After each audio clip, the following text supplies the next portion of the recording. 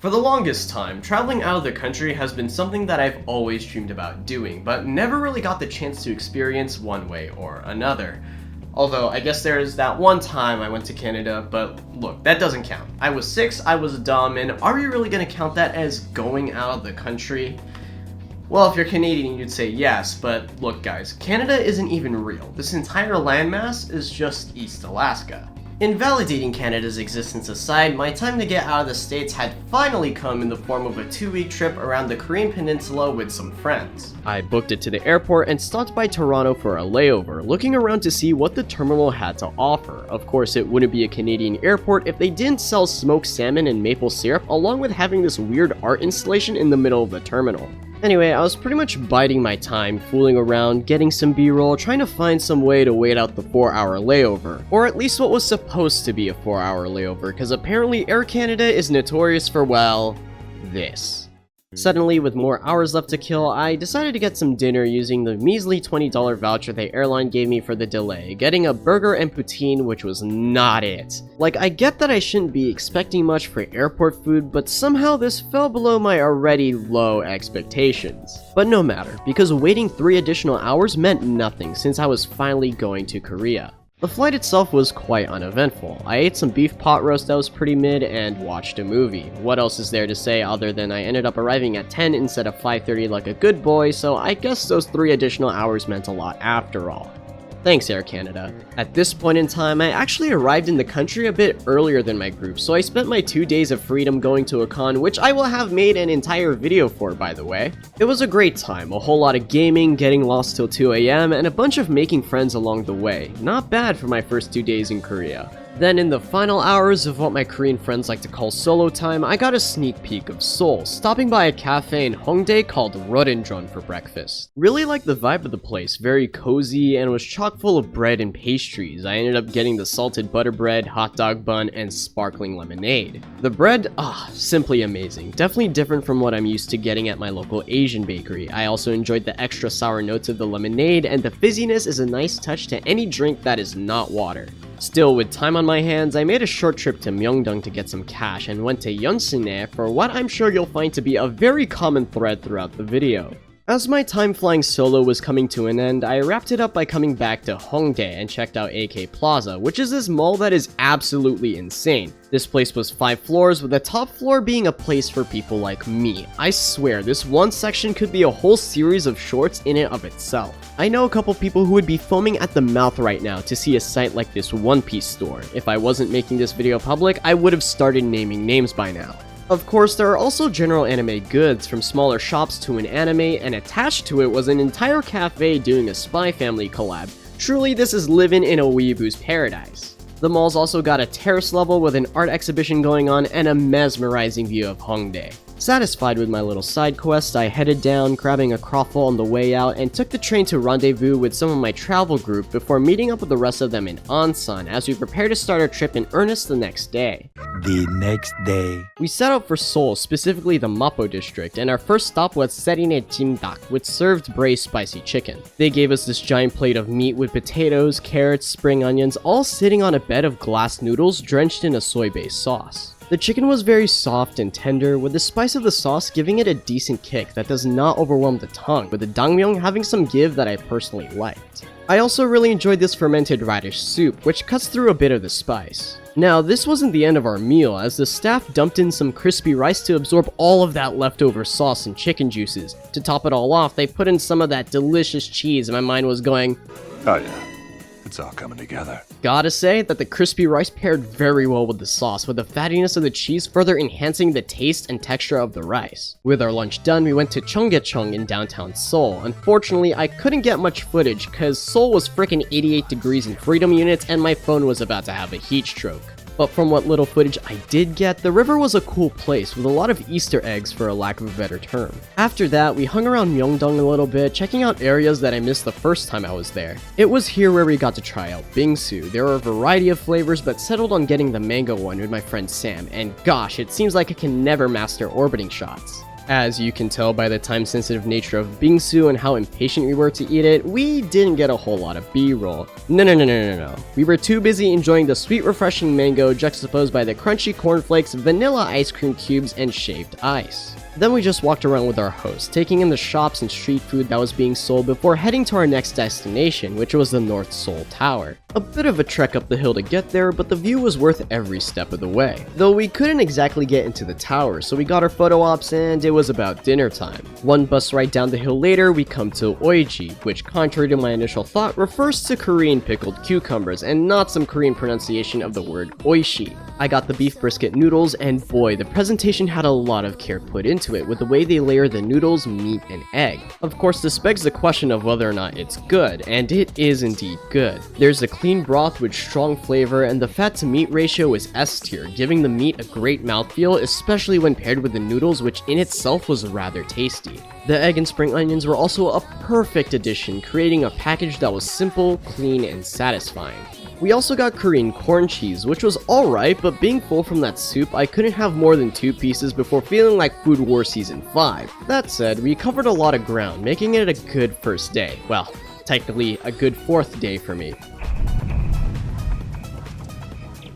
With Seoul having a total land area of about 5 San Franciscos and virtually none of the crime, spending multiple days here was going to be inevitable. Our first item of the day was visiting Gyeongbokgung Palace, where we witnessed the changing of the royal guards. But before we could go further with the palace tour, we needed to get in with that Hanbok drip, not only to increase our riz and take pictures for the gram, but also so that we could get in for free. Which is nice, considering how we'd be contributing to the South Korean economy by renting said drip. Also, please kill me for saying riz and drip in the same sentence. Needless to say, the palace is a great showing of Joseon-era architecture, with the sheer grandeur and scale of the main gate imposing an air of authority. Yeah, as you walk further into the grounds, there's a sense of tranquility in how human engineering harmonizes with the natural environment. Of course, this being a palace, there were a lot more rooms and pathways to explore, way too many to fit in this video. But hey, that just means you gotta go see it for yourself while the one is depreciating in value. Now that our little tour was done, it was time to eat, this time with more traditional Korean fare, which means tasting that good old banchan and the buchimgae, which was 10 out of 10, no questions asked, would buy again. However, the main star of the show was Uhhhh bibimbap, which according to my notes here was, kinda mid. Don't get me wrong, it's not the restaurant's fault, and it was memorable in the fact that it's raw beef and egg, but to my personal taste, it wasn't what I expected, as most of the flavor came from the gochujang, while the meat mainly provided the texture. To be real with you, tried for the experience, but I don't think I would get it again. Since it was still only the afternoon, we were led to a traditional style house hidden in the alleys of Gwangjang. Cool place, but was too busy admiring the area, so you'll have to forgive the lack of footage. Afterwards, we basically walked around this traditional part of Seoul, partaking in some refreshing shikye before ending the day. At least that was until our host decided to take me and a few others on a stroll along the Han River, getting some pictures before capping off the night eating some BHC fried chicken, and it was lit. With our final day in Seoul, we knew we weren't gonna leave until we experienced the free market at work, so we started the day with a visit to Suncheon, a shopping district selling various goods from snacks to arts and crafts. It was a pleasure walking around, exploring the different shops as we ascended each floor. The nanoblock store in particular had some models that were very cool. However, most of the stuff sold here were either accessories or too impractical to bring home, so I didn't feel the need to buy anything, although I did get to try this rice snack, which was a bit chewier than I expected. With nothing left to explore in this area, we began to make our way to what is honestly one of the top, if not the top highlight of Seoul. Allow me to introduce you all to Gwangjang Market.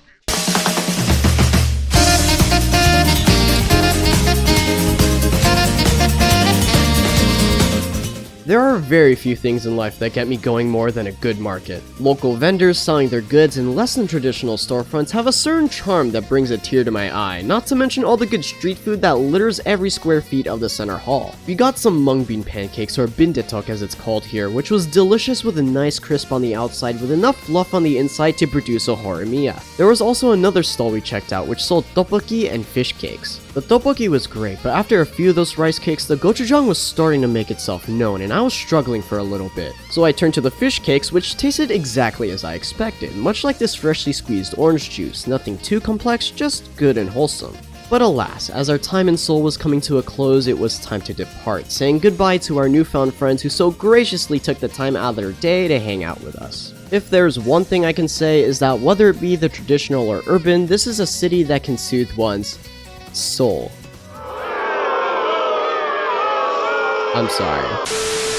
Where was I? Right, we were leaving Seoul, but unlike insert culturally relevant pop singer here, we're not just visiting Seoul, but also Chuncheon, which is by far one of the most underrated cities in Korea. Well, at least the southern part of it. I hear Pyongyang's not that bad, according to the hit documentary Crash Landing on You. But yeah, away from the urban center of the ROK, we found a peaceful, quiet place to walk with views of Soyeonho Lake. I know the sky kinda did the scenery dirty, but like One Piece, it gets better after chapter 519. Along the way, there were some fascinating landmarks and me just messing around with the camera. Eventually, it was time to travel down the mountain to get the regional specialty Dakgalbi, translated as chicken ribs, which contrary to the name does not contain any ribs. Rather, this meal consists of a KBBQ type setup where you stir fry chicken, cabbage, potatoes, scallions, tuck, and perilla leaves in a gochujang based sauce. Apparently, this town holds a festival dedicated to this dish every year, and I understand why, because this is straight fire. Look, I'm not the best at handling spicy food, but dang, that chicken was so juicy and soothed the sauce so well that I was willing to suffer just to put more of that meat into my mouth. Move aside Korean barbecue, it's time for Dakgalbi to make its way to a Koreatown near you. In other news, biking was next on our things to do in Chuncheon. There was only one problem. I never learned how to bike. On the bright side, I freeloaded a ride off someone, allowing me to concentrate on filming the environment along with some action shots now that Mr. Blue Sky was out. So many landmarks were scattered throughout our bike ride, stopping by the Soyanggang Cheonyeon statue for a bit before continuing, taking in a nice view from the Soyang-2 bridge not long after. It was an enjoyable ride for me, just being able to film the open road and see what the city had to offer outside the downtown. We found this breathtaking view of the river along our route, with the mountains and city creating this gorgeous landscape. Also, that's a Legoland. Well, gotta check that off the list. We also happened to stumble upon the animation museum as we took a break for kimbap. However, there was also some sort of expo going on, so I went around to check out the event. A lot of the stuff were essentially merch, ranging from bags to potato and dog houses. Oh, and how could I forget about the camper that cost $45,000? With our little detour done, we continued the ride before making a quick stop at Soyang Dam, and it's here where you see more pristine views of the river and mountainside. Before pulling an initial D down said mountainside, cause that's always fun, and I can't emphasize enough just how gorgeous this place is. Like, look at this is peak content, and so is this. Seriously, if you're looking for a place to get away from the crowds of Seoul, you've got to consider Chuncheon on your list. I know I would, and I swear on my life I will learn how to ride a bike before I come back. A-tier city. Moving on, I actually had a bit of a hard time thinking about how to introduce this place. Even my Insta post couldn't come up with a witty caption because of how low-key Ulsan is. Mainly known as the Detroit of Korea that is still not Detroit, it's home to the Hyundai Group, building ships and cars in the largest shipyard and auto plant in the world. Despite its reputation for industry, the city isn't all work and no play. It's quite the opposite as we took in the Taehwagang National Garden, what with its huge flower fields and the overall environment being a joy to film. From the river where you can sit down and relax to traversing the stone crossing, making me feel like a kid again. Yet for everything that it's got going for it, the best part of the garden had to be the bamboo forest. Walking inside felt like you somehow crossed into another dimension with amazing views of the river when we got to the other side. Aside from that, there happened to be a jazz festival going on, stopping by for a bit to listen to some tunes. Once we were done fooling around, the boys went to grab dinner at a pizza buffet, which tasted exactly as you would expect from a Koreanized version of an Americanized version of a Neapolitan dish. There were some weird flavors like sweet potato deep dish and honey almond pizza, along with the normal New York, Detroit, and Chicago? Where's this on the map? Non-pizza dishes also made their way from the buffet and into my plate, but the dessert was next level. The place had a whole frickin' waffle bar complete with batter and condiments as if you were staying at a regular American hotel. It was okay. I also got frozen lychee among other desserts, and oh my goodness, there's an arcade across the buffet! I guess you know what that means. With my desire to play rhythm games temporarily sated, we took to the streets where all the youngins hang out, going for our second dose of bingsu. I and two other guys settled on splitting a mango cheesecake bingsu, and being the Filipino that I am, I'm obligated to say that it was very delicious, a sweet way to end our first day here. Then came Sunday, which was full of whales. On ships, and so they're balanced ships. Due to Ulsan's reputation, we paid a visit to Gwangjang Whale Museum, the only museum of its kind in South Korea. Full of information about whales, as whale museums naturally do, along with a slide that I'm barely too tall to ride, unfortunately. Also dolphins.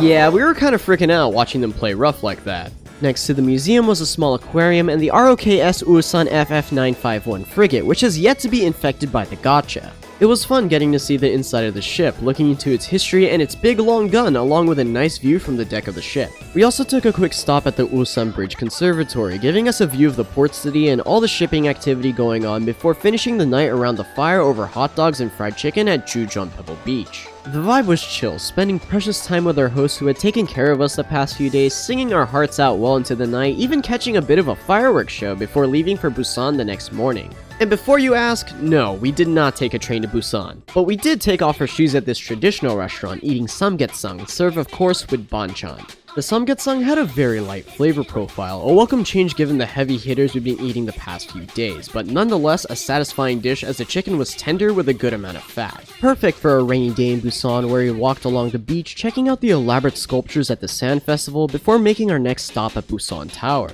After that, we had some time on our hands to explore the shopping district, and with many options to consider, I had to think about what I wanted to do, and gosh dang it.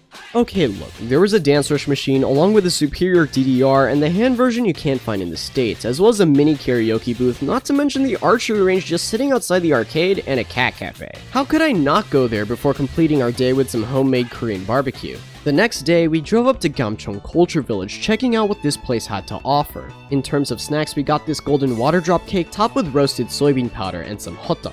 It was a nice place to walk around in, visiting all the specialty stores in search of souvenirs to bring home, like this playing card that I unfortunately didn't buy. The place had a view that showcased the quirky side of Busan, along with interesting landmarks from the most blatant marketing ploy to some real hidden gems concealed in the back alleys. Climbing up the stairs felt as if I had somehow unlocked a hidden dungeon to explore. If you plan to take a train to Korea's second most populous city, I highly recommend making a short stop here. We then got some gamjatang, or pork bone stew, for lunch at the aptly named Matna Gamjatang. The pot was overflowing with abundance from the noodles, mushrooms, vegetables, and was very much haram. The pork had a subtle kick to it and was full of flavor, especially when pairing it with the sauce, cleansing the palate with rice after each bite. Our last stop was closer to the ocean, getting spectacular views off the coast of Busan at the Aether Cafe, which sold various cronuts and beverages. Then an hour away from Busan lies the city of Jinju, where he visited the titular fortress turned museum.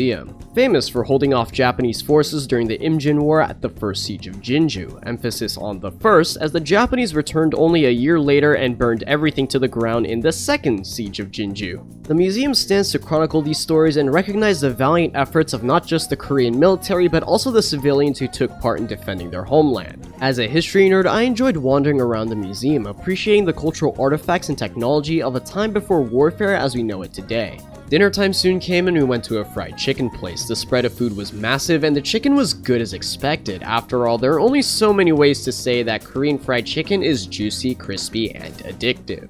We then took a cruise where I enjoyed seeing the river being lit up by the city lights, as well as these animal floaty things while our guide narrates in the background. The main attraction was seeing Jinju Fortress from the outside. It was really freaking imposing and the lighting was perfect, leading to some really nice night shots. The cruise went on for a little while, allowing us to view more of the pretty Jinju lights as well as the fortress from another angle. An overall fun, relaxing ride that rounded off our relatively short time in Jinju. The following morning, we took a brief stop in two cities before arriving at our destination. The first city was Sacheon, and with clear skies it was a great day to ride some gondolas, giving us some pretty good side views on our way to this island. A nice spot to hang out as we got to see the city from the other side, and it's got a Ferris wheel that's probably not operating right now. Anyways, we made our return trip out of the island, except that it wasn't a return trip at all. Instead of stopping at where we came from, we were greeted with a surprise trip up the mountain, and when there's a mountain, there's breathtaking scenery. We disembarked and went up to the Gwangjang beacon, climbing up flights of stairs only to be rewarded with this mesmerizing view that is not even at the top of the mountain.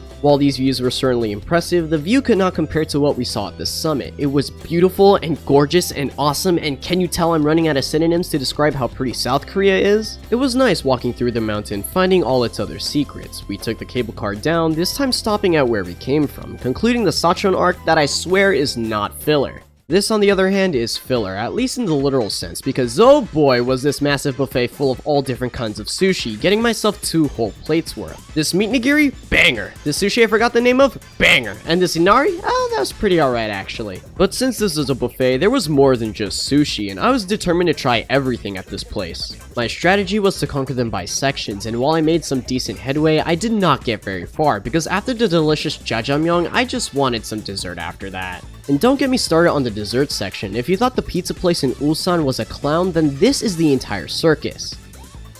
I don't know where I was going with that analogy. Full-on slushy machines, our favorite waffle bar from Ulsan makes an appearance along with some delectable soft serve. Need I say more? Let's just say that I felt the urgent need to play pump and burn off the calories gained from this excursion. Satisfied, albeit a little lethargic, I took a nap, awaking when we showed up in Hadong. This place in particular is famous for appearing in a dozen K-dramas that I've never watched nor will probably ever watch. The area we walked through was basically the traditional house we visited in Seoul, but on steroids. It was pretty massive, with its own pond where I was feeling particularly artsy. As we walked deeper into the area, we found more interesting looking structures, like this terrace where you can just sit down and watch the world pass by. I can see why people would film K-dramas here. Content with our little exploration of the IRL K-drama set, the Koreans took us to another mountain. Not that I blame them, it's not every day you get to film something like this. But as always, time waits for no one, and so we continued our journey, finishing the Hadong arc with our arrival in Suncheon during the evening. Then came the dawn, which meant another adventure was in store for us, this time at the Suncheon International Garden Expo, which again was like the Ulsan Garden, but on steroids, or maybe not, as the garden felt more like I was visiting a certain theme park, and you'll know why soon enough. Our first instinct was to walk along the blue bridge and ascend this spiral hill, watching all the activity from our place at the top. Yes, look at me, peasants! The garden was pretty massive with branching pathways, and yet despite the crowd, it actually felt quite serene, and we ended up stopping at the school garden section, which I guess showcases green architecture? Although what caught my interest was the Disney-esque world showcase they got here, like this Dutch garden with other countries having their own gardens sprinkled throughout the park. There was a Mexican garden as well as the Italian and Spanish gardens, where the latter had this neat fountain formation. Turkey also made an appearance, as did Japan and the British. Along the way, we got distracted by whatever this is, eventually making our way to the Thai garden. Walking around a bit more, I witnessed my friend Matt getting pulled into a juggling act. Put your hands up. Hands up. Put your hands up. Later, we took a short break for some lunch at this cafe called Brunch Bean, eating some carbonara and a platter that I don't know how to describe, chasing it down with a strawberry latte. The pasta was heavenly, with the salty meats complementing the sweetness of the cream and the noodles being perfectly al dente, making for a pleasant experience. We all just kinda took a brief intermission after that, someone to rest while I did what I should have done when I first arrived 12 days ago.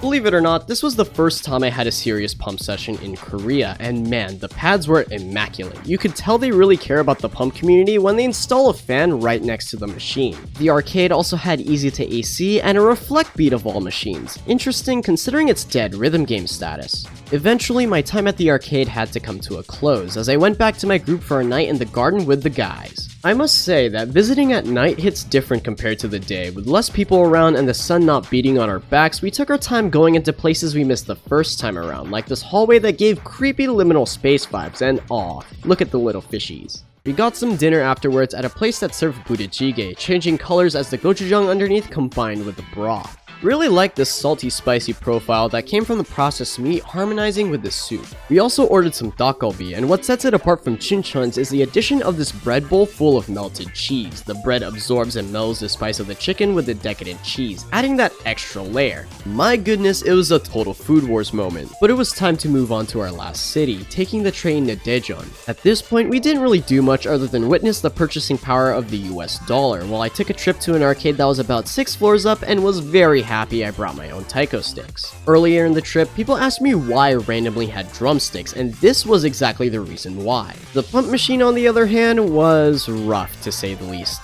Nonetheless, with our Shinsegae trip done, bibimbap was on the menu again. This time the meat was actually cooked and tasty with a different assortment of banchan. Among them was the black sesame paste, having a very nutty taste that stood out to me. The meal was completely filling, especially with all the toppings you could put in the pot, all while finishing it off with the rice punch. Content with our meal, our host treated us to even more food at this beautiful park in the form of that familiar fried chicken. You know how it is. But the night wasn't over, at least for me, as I found this little place nearby. Let me tell you, out of all the arcades I visited, this place had to be the craziest. So many different kinds of games littered the main room. Candy cabs with Tekken, Pump It Up, as well as dart machines if sweaty gaming ain't your thing. You could also find mini bowling and even a Beat Saber cabinet I've never seen before. Oh, and motion sickness? Sign me up. Even with such a diverse lineup, the rhythm game section was a beast of its own, not only in terms of variety, but it was one of the few arcades to have dedicated recording and streaming setups for these games. Dude, I took advantage of that feature so much, recording some Dance Rush, My My, and Less Fun Chuni. This place went so hard that I literally woke up at 8 AM the next morning to get some My My sets in before breakfast. Returning from the arcade, we did more shopping and spent our last moments with our friends in Daejeon over Korean barbecue. Tired from all the meat and morning arcade session, we come full circle to the place that started it all, Ansan, and oh look, another arcade just randomly nearby. Nice little hole in the wall that was not staffed at all, only having CCTVs to ensure no funny business was going on. Since it was basically my final day in Korea, I had to get one last game of Dance Rush before I left the next day. Under really concerning weather conditions, a literal typhoon warning was sent out, yet somehow everything went off without a hitch. With no kimchi on my person, I got dinner with a friend, counting down the hours before boarding a plane for Singapore, officially ending the main arc of the Korea trip. Reflecting on my time in Korea, I had a wonderful experience. What started as a random idea turned into a whole journey across 10 different cities, showcasing their own unique slice of Korea, be it the ever so popular Seoul and Busan to the charm of Chuncheon and Ulsan. Through this 2-week stint, I grew to love and appreciate everything this country had to offer, with stories to tell of all the great exploits we've been through during our travels. Yet beyond all that, the best part of the trip had to be the people who were so kind to take us under their care, joining us on our little adventure. And it was through these moments that we began to see each other not as mere hosts and tourists, but as friends who will look back on these moments with fondness. I also have to thank my travel companions who made the trip a lot more entertaining, and especially to the one who got the ball rolling on this opportunity. I could not ask for a better crew. In that sense, there is some truth in what they say, that instead of the sights and delicacies, maybe the real treasure was the friends we made along the way. And so my friends, consider this video a gift from me to you, maybe cross paths again someday. And to my audience, thank you so much for listening me ramble for however many minutes this video ends up being. It's certainly different from the usual, but I'd like to do videos like this more often when given the chance. So look forward to a winter vlog in Japan. Until then, I'll see you in the next video. Peace.